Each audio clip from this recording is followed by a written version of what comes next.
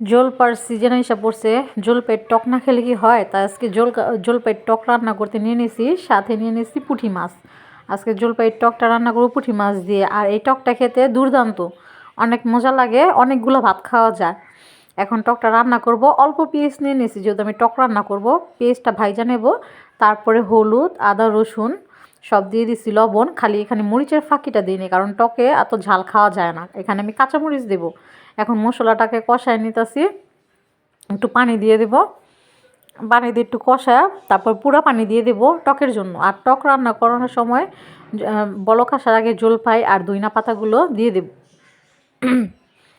দিয়ে এখন বলকের আশা থাকবো, বলক আসলে পরে পুঁটি মাছগুলো দিয়ে দিব। কারা কারা এইটা পছন্দ করেন অবশ্যই কমেন্টস করে জানাবেন।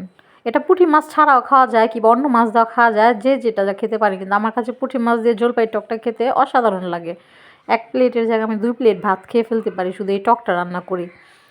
এই যে আমি পাতিলাটা চেঞ্জ করে নিছি, কারণ ওই পাতিলাটা ছোট ছিল, তার জন্য এই হাঁড়িটা নিয়ে নিছি যাতে সুন্দর করে বলক আসতে পারে। এই যে দেখেন নাড়াচাড়া দিয়ে নিছি।